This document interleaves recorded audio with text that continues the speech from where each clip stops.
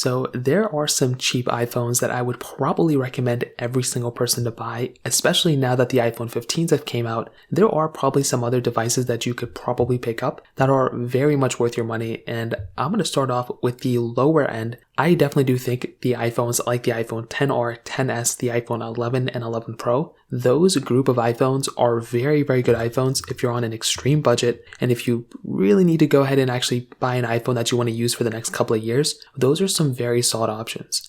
I really do feel like Apple knocked it out of the park with those iPhones. I like how they're still supported. I truly do feel like the older iPhones probably, the iPhone 10 could have been supported too. But those are two groups of iPhones that I'd probably just get out of the way. Very, very solid phones. But if you really want the cheapest iPhone I would recommend buying right now, I kind of do think that if you really want to, you could probably buy an iPhone 10 and pretty much use that iPhone for like another year or so and probably not feel like you're missing out on that much in terms of like your, longevity or your iPhone or whatever the case is. I actually do feel like with that type of iPhone, you're still getting a really good performing device. It's still decent. It's definitely not perfect, but I think it gets the job done for sure. And it's still on, it's still supported with software with iOS 16. So I think that's a really big thing as well. So that might be another iPhone I would probably kind of throw in there. Like I said, it wouldn't be the first iPhone I'd throw in there, but it'd be another one that, you could possibly buy. I would definitely throw in the iPhone 12 though. I think the iPhone 12, now that Apple has just discontinued this iPhone, it is probably going to go down in value so much. It was just $599. Apple no longer has a $499 iPhone.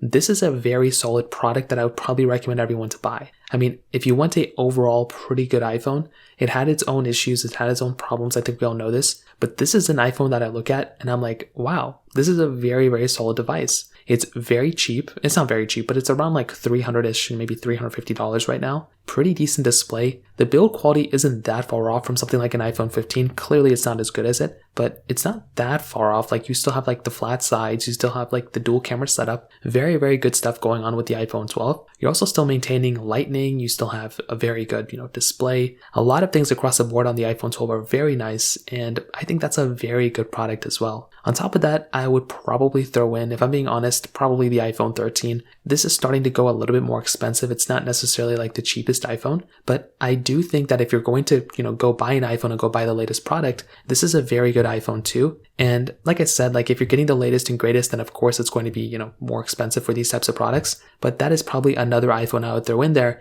as being probably one of the better iPhones for sure. So in terms of that, those are probably the best cheap iPhones I would probably recommend buying. If you have any other thoughts or questions, let me know in the comment section below. Hit the like button, that means so much, but definitely hit that subscribe button. More importantly than everything else, I love every single one of you guys. Hopefully I'll catch you guys in the next video. Peace out till then.